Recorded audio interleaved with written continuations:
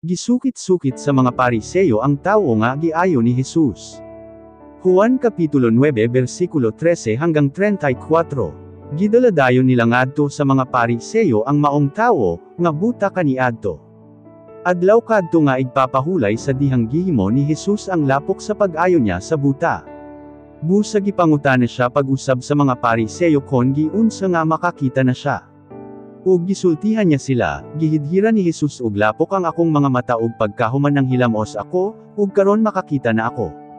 May mga Pariseyo nga nagingon, ang tawo nga naghimo ni ini dili gikan sa Dios, tungod kay wala siya nagatuman sa kasuguan mahitungod sa adlaw nga igpapahulay. Apan nagingon ang uban, kon siya tawo nga makasasala dili siya makahimo og mga milagro nga sama ni ini.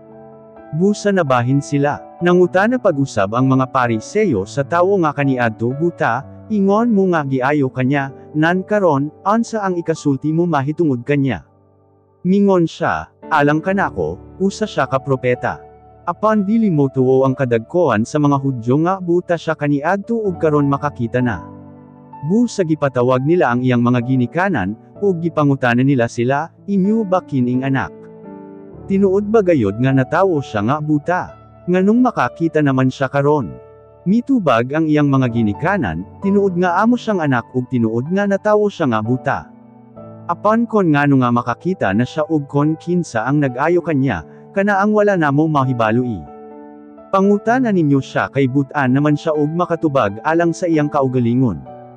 Maukadto ang gitubag sa iyang mga ginikanan tungod kay nahadlok sila sa kadagkoan sa mga Hudyo.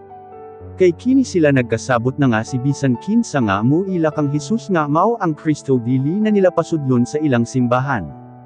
Mao kini ang hinungdan nga ang iyang mga ginikanan mingon, pangutanan ninyo siya kay butan naman siya. Busa gituwag nila pag-usab ang tawo nga kaniadto buta ug giingnan, isulti ang matuod mahitungod ni adtong tawo, kay ang Dios nagapaminaw. Sa among kabahin, nahibaluan namo nga siya makasasala. Mitubag ang tawo, wala ako masayod kon makasasala ba siya o dili.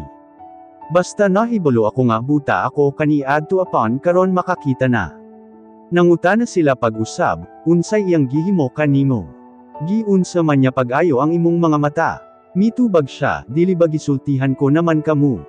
Apan dili ka mumotuo. Nan, nganong nangutana pa man kamo pag-usab? Gusto ba usab ninyo nga mahimong iyang mga sumusunod? Busa nasuko sila og giinsulto nila siya og giingnan, ikaw mao ang iyang sumusunod, apan kami mga sumusunod ni Moises. Nahibalo kami nga nakigsulti ang Dios kang Moises kaniadto, apan mahitungod ni anang tawhana, wala gani kami masayod kon asa siya gikan. Mitubag dayon ang tawo, katingalahan. Siya ang nag-ayo kanako, unya mo ingon kamo nga wala kamo mahibalo kon asa siya gikan. Nahibalo kita nga dili tubagon sa Dios ang mga makasasala. Apan tubagon niya ang mga tawo nga nagatahod kanya og nagatuman sa iyang kabubuton. Sukad sa pagsugod sa kalibutan wala pa gayud kita makadungog nga may tawo nga nag-ayo sa mata sa usa ka tawo nga buta sukad sa iyang pagkatawo. Kon dili siya gikan sa Dios, dili unta siya makahimo og sama ni adto. Mitubag ang kadagkoan sa mga Hudyo, natawo ka og nagdako sa sala, ug karon tudloan mo kami. Ug gidid-an nila kini sa pagsulod sa ilang mga simbahan.